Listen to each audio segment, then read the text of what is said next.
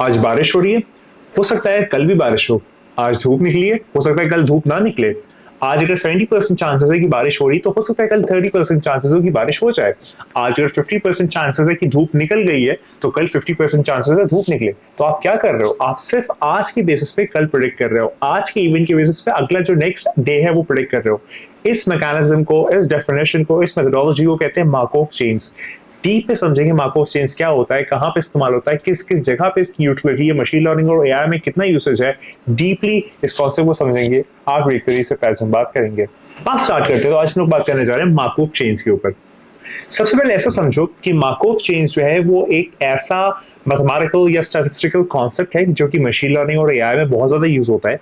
और जब भी आप एआई में स्टार्टिंग करते हो, मशीन लर्निंग के बेसिक्स पढ़ते हो, तो आपको मार्कोव चेन्स पता होना चाहिए, क्योंकि इसके ऊपर बहुत सारे प्रेडिक्शंस और बहुत सारी मेथोडोलॉजीज जो कि मशीन लर्निंग में आती है डिपेंड होती है। कैसे? मार्कोव चेन्स कुछ भी नहीं है, सिर्फ आप नेक्स्ट इवेंट जो है वो प्रिडिक्ट करते हो उसके प्रीवियस इवेंट के बेसिस पे। मतलब अगर आज धूप निकली हुई है, तो मैं आज के बेसिस पे कल प्रिडिक्ट करूंगा। मैं ऐसा नहीं कहूंगा कि कल जो है वो जो परसों हुआ था, डे बिफोर यस्टरडे, उसके बेसिस पे मैं कल प्रिडिक्ट करूंगा। नहीं, जो भी कल होगा वो सिर्फ आज के बेसिस पे प्रिडिक्ट किया जाएगा। इसको हम लोग मार्कोव चेन्स का एक बेसिक रूल मानते हैं। पहली बात क्लियर होगी। अगर मैं आगे बात करूं, तो इसके अंदर जो सबसे स्पेशल चीज है वो है मेमोरी लेस होना। मतलब इसके अंदर कोई ऐसा बैक स्टोरेज या फिर ऐसा कोई ब्रेन मेमोरी नहीं होती। मतलब ये कोई आप इसको रिकरेंट न्यूरल नेटवर्क्स अगर आपने पढ़ा हो, नहीं पढ़ा हो तो फिर मैं उसको भी कवर करूंगा आने वाले टाइम में, कि पीछे जो है उसके पास एक बैक डेट की मेमोरी नहीं होती कि भाई परसों क्या हुआ था, 10 दिन पहले क्या हुआ था, 50 दिन पहले क्या हुआ था। ये जो है वो इसमें नहीं रखा जाता, ये मेमोरी लेस होता है। मेमोरी लेस होने की वजह से काफी ज्यादा क्विक और काफी ज्यादा डायनामिक होता है। तो अगर मुझे बताना कि कल क्या होगा, तो सिर्फ मैं आज पे डिपेंड हूं। तो ये बहुत ज्यादा आप कह लीजिए सिर्फ प्रीवियस इवेंट पे डिपेंड होता है और उसके प्रीवियस इवेंट पे डिपेंड नहीं होता। तो बस आप एक इवेंट को उसके जस्ट पीछे वाले इवेंट से अटैच कर रहे हो। ये जो है वो एक रूल हो गया मार्कोव चेन्स का, जैसे हमने बात की। तो अगर मैं फॉर्मूला या फिर मार्कोव चेन की प्रॉपर्टी पे बात करूं, तो फिर हर इवेंट जो है वो अपने प्रेडेसेसर इवेंट पे डिपेंड करता है, ना कि उसके और पहले। सिर्फ अगर x इवेंट है तो वो x-1 पे डिपेंड करता है, अगर x5 है तो x4 पे डिपेंड करता है, अगर x10 है तो फिर वो x9 पे डिपेंड करता है, और सो ऑन। अगर xn है तो वो xn-1 पे डिपेंड करता है। ये जो है वो इसका बेसिक आइडिया है, और इसी को हम लोग कहते हैं मार्कोव प्रॉपर्टी। इतनी बात क्लियर हो गई। अगर मैं आगे बात करूं, तो फिर यहां पर मार्कोव चेन को रिप्रेजेंट कैसे किया जाता है उस पर थोड़ी सी बात कर लेते हैं। जब भी आप स्टैटिस्टिक्स या प्रोबेबिलिटी में बात करते हैं, या फिर आप जब डीपली जो है वो मशीन लर्निंग में जाएंगे, और एक लाइब्रेरी बहुत कॉमनली यूज की जाती है, मैंने इस पर कंप्लीट वीडियो भी बनाई है, एक वीडियो लेक्चर प्रेजेंट है नंपाई पे, कि नंपाई कहाँ होती है, कैसे होती है, क्यों यूज की जाती है। वो वीडियो आप जरूर देख सकते हैं अगर आपको नंपाई के बारे में नहीं पता है। जिनको पता है उनके ऊपर बात करते हैं। नंपाई जो है वो एक पाइथन की लाइब्रेरी है, कि जो भी आपके मैट्रिसेस होते हैं या फिर डिटर्मिनेंट्स होते हैं या फिर मैट्रिक्स होती है, उस सब के साथ डील करने में काम आता है। अब ये जो मार्कोव चेन्स है, ये हम लोग मैट्रिक्स के फॉर्म में रिप्रेजेंट करते हैं। कैसे? थोड़ा सा आपकी स्क्रीन पे मैं दिखा भी दूंगा और थोड़ी सी इस पर बात भी कर लेता हूँ। फॉर एग्जाम्पल, अगर मेरे पास दो स्टेट है, सनी और रेनी, ये दो मेरे पास कंडीशंस हो गई, या तो सूरज निकला है या फिर बारिश हो रही है। ये अगर मैंने दो स्टेट्स ले ली, तो यहाँ पर जो ट्रांजिशन प्रोबेबिलिटी है, अभी ट्रांजिशन प्रोबेबिलिटी क्या होती है, आप जो कि जब आप प्रोबेबिलिटी में मूव करते हो एक स्टेट से दूसरी स्टेट में, तो उसको हम लोग ट्रांजिशन प्रोबेबिलिटी कहते हैं। यानी कि अगर अगर अभी ठंडक है और आपको गर्मी का मौसम आने वाला है, तो वो ठंडक से गर्मी के जाने की जो प्रोबेबिलिटी है, उसको हम लोग ट्रांजिशन प्रोबेबिलिटी कहते हैं। इसको मैथमेटिकली रिप्रेजेंट कैसे करते हैं, सिंबल में, या फिर आप कह लीजिए मैथमेटिकली किस फिगर से रिप्रेजेंट करते हैं, तो वो हम रिप्रेजेंट करते हैं एक ट्रांजिशन मैट्रिक्स से। एक ट्रांजिशन मैट्रिक्स बनती है, उसके अंदर हम लोग वैल्यूज इनपुट करते हैं, और वहां पर हम ये ट्रांजिशन प्रोबेबिलिटी रिप्रेजेंट करते हैं। आपकी स्क्रीन पे जो है वो मैं एग्जांपल दिखा रहा हूं, आप वो देखिए। अब इस एग्जांपल में जो है वो आप 0.7, 0.3, 0.5 और 0.5, ये आपके पास चार वैल्यूज है। एक मैट्रिक्स है जिसका नाम P है, तो ये P हमारा ट्रांजिशन मैट्रिक्स है, कि जिसके अंदर हमारे पास चार वैल्यूज है। अगर मैं बात करूं, यहाँ पर दो चीजें होती है, एक होता है रोज, एक होता है कॉलम। ये दो ही चीज होती है हमेशा। अब फर्स्ट रो के ऊपर मैं बात करता हूँ। रो क्या होता है? जो आपके पास रो प्रेजेंट है, यानी कि जो ये डिफरेंट रोज है, जिसमें हमारे पास 0.7 है और 0.5 है, 0.3 है और 0.5 है, ये हमारे पास दो रोज हैं। तो हमेशा याद रखिएगा, जो रो है वो करंट स्टेट को रिप्रेजेंट करती है। यानी कि जो 0.7 है सबसे ऊपर इस तरफ टॉप लेफ्ट में, ये आपका एक एक करंट स्टेट को रिप्रेजेंट कर रहा है कि अभी कौन सी स्टेट है। तो मैं कह सकता हूँ कि for example like Sunny Sunny है अभी आज मौसम, तो ये 0.7 रिप्रेजेंट कर रहा है। 0.7 को अगर हम लोग परसेंटेज में कन्वर्ट करेंगे तो वहाँ 70% हो जाता है। तो जो 0.7 अपर लेफ्ट कॉर्नर में रिप्रेजेंट हो रहा है वो हमारे पास सन होने की प्रोबेबिलिटी है या फिर डे सनी है उसकी प्रोबेबिलिटी है। अगर मैं आगे बात करूं उसके जस्ट जो एडजेसेंट ऊपर की तरफ 0.3 लिखा हुआ है, ये हमारे पास जो है वो नेक्स्ट स्टेट है, यानी कि 0.7 की जो नेक्स्ट स्टेट है वो 0.3 है। तो ये जो 0.3 है ये क्या रिप्रेजेंट करती है? 0.3 जो है वो हमारी नेक्स्ट स्टेट को रिप्रेजेंट करती है कि हो सकता है कि 70% जो है वो सनी है, तो फिर वो नेक्स्ट 0.3 जो है वो रेन को रिप्रेजेंट करता हो, यानी कि वो रेन हो सकती है। तो ये जो है वो ट्रांजिशन प्रोबेबिलिटी का एक एग्जांपल मैंने दिखाया। इसी तरीके से अगर मैं नीचे आ जाऊं लोअर लेफ्ट और लोअर राइट में, तो जो लोअर लेफ्ट है 0.5 वो रिप्रेजेंट कर रहा है, हो सकता है कि 50% रेन हो, और जो अगला 0.5 है वो रिप्रेजेंट करता है, हो सकता है कल भी जो है वो अगला 50% रेन हो। तो ये 0.5 जो हमने शुरू में एग्जांपल लिया था उसको रिप्रेजेंट करता है। मैं उम्मीद करता हूँ इतनी बात क्लियर हो गई होगी और मैं बहुत आराम से चल रहा हूँ तो आपको मजा आ रहा होगा, बल्कि मुझे आपसे सीखने को मिल रहा है। तो ये होता है ट्रांजिशन प्रोबेबिलिटी जो हम लोग ट्रांजिशन मैट्रिक्स में रिप्रेजेंट करते हैं। जो रो होती है वो करंट स्टेट होती है, जो आपकी नेक्स्ट स्टेट होती है वो आप कॉलम से रिप्रेजेंट करते हो, जैसे मैंने आपको एग्जांपल में बताया। अब अगर हम लोग आगे बात बढ़ाएं तो विजुअलाइजेशन और थोड़ा सा एग्जाम्पल्स अगर हम लोग बात को समझे, तो एग्जाम्पल्स आप ऐसा ले सकते हो कि आप बोर्ड गेम्स खेलते हो, स्नेक एंड लेडर खेलते हो, लूडो खेलते हो, या बहुत सारे एग्जाम्पल खेलते हो। तो वहां पर आप जब रोल करते हो, आप समझ लो कि अगर आपने डाइस को रोल किया और आप चाह रहे हो कि 6 आ जाए, 1 आ जाए, जो भी आपका डिजायर्ड नंबर है, तो वो डिपेंड करता है आपकी करंट स्टेट पे। फॉर एग्जाम्पल अगर आप स्टार्टिंग में हो, अगर फॉर एग्जांपल आप बस जीतने वाले हो और एक जस्ट पहले हो, तो आपको चाहिए कि आपका एक नंबर डाइस पे आ जाएगा, तो फिर आप होम में चले जाओगे, आप जीत जाओगे।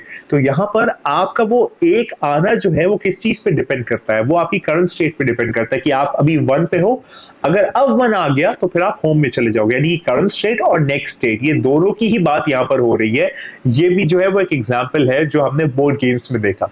अगर मैं थोड़ा सा और टेक्निकल एग्जाम्पल पे बात करूं तो वेब सर्फिंग, और इसमें जो पेज रैंक एल्गोरिथम है वो भी यहाँ से निकल के आता है। उस पर मैं बात करूँ, अगर आप कहीं कभी चाहेंगे कि गूगल कैसे उसका सर्च इंजन में जो सर्च काम करता है वो कैसे काम करता है।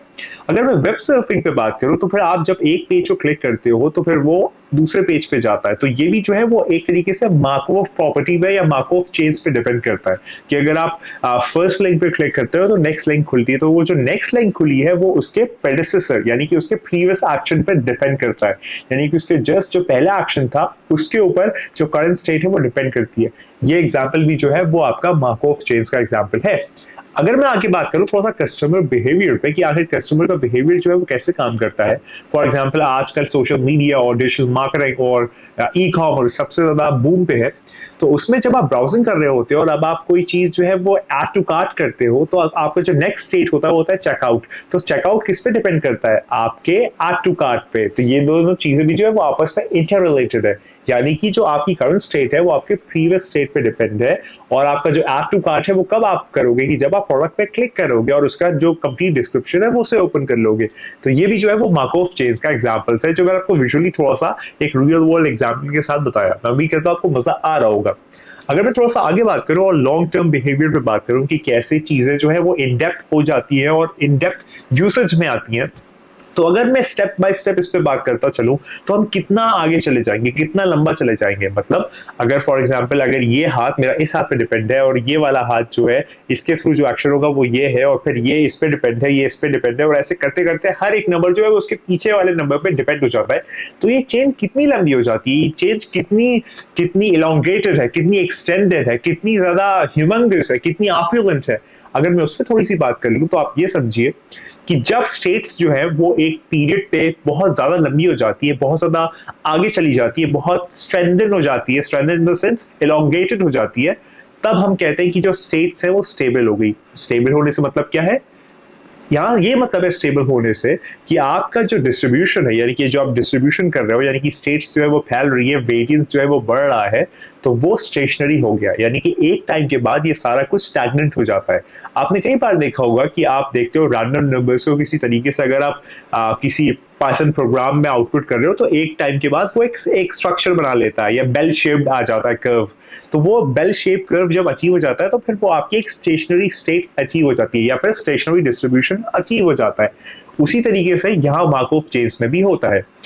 तो जब वो स्टेशनरी स्टेट या डिस्ट्रीब्यूशन अचीव हो जाता है तो हम लोग उसे पाई को सेटिस्फाई करना कहते हैं, यानी कि वो जो पाई सिंबल होता है 3.14 22/7 वो सेटिस्फाई होने लगता है। तो हम लोग पाई पी इक्वल टू पाई करते हैं, यानी कि पाई पी इक्वल टू पाई, यानी कि अब वो सेटिस्फैक्टरी या वो स्टेबल स्टेट या स्टैग्नेंट स्टेट या फिर वो स्टैटिक स्टेट अचीव हो गई है कि अब जिसके बाद जो है वो पैटर्न में डिफ्यूजन नहीं होगा, पैटर्न में डिस्टिंक्शन नहीं होगा, पैटर्न में डिस्टिंग्विश या कोई डिस्टिंक्ट पैटर्न या ऑब्जर्वेशन अराइज नहीं होगी, वो उसी पे लाई करेगी। आप समझ पा रहे हो? इतनी बात यहाँ पे हो गई। यानी कि प्रोबेबिलिटीज, अगर इसको मैं कंक्लूड करूं इस वाले पॉइंट को, तो प्रोबेबिलिटीज जो होती है वो एक टाइम के बाद चेंज होना बंद कर देती हैं। ये बहुत इंपॉर्टेंट बात है, अगर आप इस पर थोड़ा सा ध्यान दें। प्रोबेबिलिटीज एक टाइम के बाद चेंज करना बंद कर देती हैं। आगे बात करता हूं, तो अगर मैं एग्जांपल लूं वेदर का, क्योंकि मैंने शुरू में बात की, तो हो सकता है कि हमारी इस केस स्टडी में हमने अपना जो 62.5% हमारा जो टाइम है वो हमने सनी में बिताया। अगर पूरा एक साल के ऊपर मैं बात करूं फॉर एग्जांपल, या फिर एक दिन में, जिस भी चीज को लेके मैं बात करूं, आप कोई भी पैराडाइम ले लो, तो 62.5% अगर मैंने सनी या फिर सूरज में बिताया, तो 37.5 अल्टीमेटली मैंने रेन में बिताया। और बात मतलब ये फिर चेंज नहीं हो रहा, फिर मैं ऐसे ही बिता रहा हूं, तो फिर ये एक टाइम पे स्टैटिक ऐसे ही अचीव हो जाएगा। आप समझ पा रहे हो? तो ये इस तरीके से काम करती है। अब मैं बात करता हूँ कि मार्कोव चेन्स मैटर क्यों करता है, थोड़ा सा और इसके रियल वर्ल्ड एग्जांपल्स में या फिर इसकी एप्लीकेशंस पे बात करते हैं कि आखिर इतना ही इंपॉर्टेंट क्यों है और इतना मैटर क्यों करता है। तो जो फर्स्ट पॉइंट है वो है इकोनॉमिक्स। इकोनॉमिक्स में जो है वो मार्कोव चेन्स का बहुत बड़ा रूल है। मार्कोव चेन्स जो है वो प्रेडिक्ट करती है नेक्स्ट स्टेट को, या फिर मार्केट की स्टेट क्या होगी, या फिर जो आप स्टॉक या ट्रेंड्स देखते हो, स्टॉक मार्केट देखते हो, तो वो मार्कोव चेन्स पे कहीं ना कहीं डिपेंड है कि एक ग्राफ कैसा जा रहा है, और वो ग्राफ का जो एक हाइप है या फिर एक टिप है वो जस्ट उसके प्रेडेसेसर या फिर प्रीवियस इवेंट पे डिपेंड है, और ऐसे ही मल्टीपल इंस्टेंसेस जो है वो बनते जाते हैं। तो इकोनॉमिक्स में ये वाली बात यहाँ पर आती है। अगर मैं बात करूँ एआई और मशीन लर्निंग, वो जाहिर सी बात है उसमें तो यूज होता ही है। तो नेचुरल लैंग्वेज प्रोसेसिंग यानी कि एनएलपी जो है, उसमें जो स्पीच रिकॉग्निशन है या जो टेक्स्ट प्रोडक्शन है वो मार्कोव चेन्स पे ही बेस्ड होता है। यानी कि कोई भी टेक्स्ट का जनरेशन उसके वेक्टर फॉर्म में अगर मैं बात करूँ तो उसके जस्ट प्रीवियस वाले वेक्टर पे डिपेंड करता है, और ऐसे ही पूरी चेन क्रिएट हो जाती है।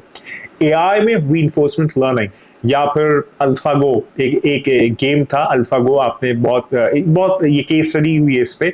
रीइंफोर्समेंट लर्निंग में reward mechanism, policy mechanism, game mechanism, policy और कैसे काम करती है, सारा कुछ जो है वो रीइंफोर्समेंट लर्निंग का पार्ट है। तो वो सब कुछ जो है वो इसमें एआई में जो यूसेज होती है वो मार्कोव चेन्स उसकी प्रिंसिपल यूज करता है या फिर उसकी मेथोडोलॉजी यूज करता है। हेल्थ केयर मेरा एक फेवरेट टॉपिक है, हेल्थ केयर या हेल्थ टेक। तो उसमें जो है आप मॉडलिंग करते हो डिजीज के प्रोपोगेशन की, डिजीज कैसे प्रोपोगेट होती है, बढ़ती कैसे, तो उसमें भी जो है वो मार्कोव चेन्स यूज होती है। तो ये भी एक बड़ी इंपॉर्टेंट बात है कि मार्कोव चेन्स यहाँ कैसे यूज होती है। तो फाउंडेशनली अगर मैं बात करूं तो स्टोचैस्टिक मॉडलिंग जितनी भी होती है या फिर जितनी भी एआई टेक्निक्स होती है उसमें मार्कोव चेन्स का यूसेज है और बहुत इंपॉर्टेंट है। और अगर आप साउंड हो इसमें तो आप बहुत अच्छे थियोरेटिकल एस्पेक्ट से मशीन लर्निंग समझ पाओगे और फिर उसको एक्चुअलिटी में अप्लाई और अच्छे से आर्टिकुलेट कर पाओगे अगर आप मार्कोव चेन्स जानते हो।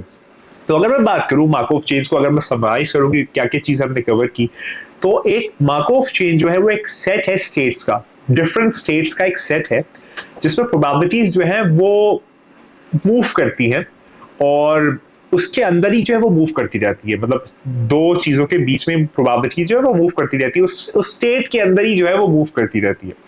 और मार्कोव की प्रॉपर्टी जो है वो ये कहती है कि अभी जो हो रहा है बस वही मैटर करता है, फ्यूचर स्टेट और आपकी बहुत पहले की स्टेट मैटर नहीं करती। अभी जो हुआ है वो जस्ट उसके प्रीवियस इवेंट पे डिपेंड करता है और बस यही बात है और यही सत्य है।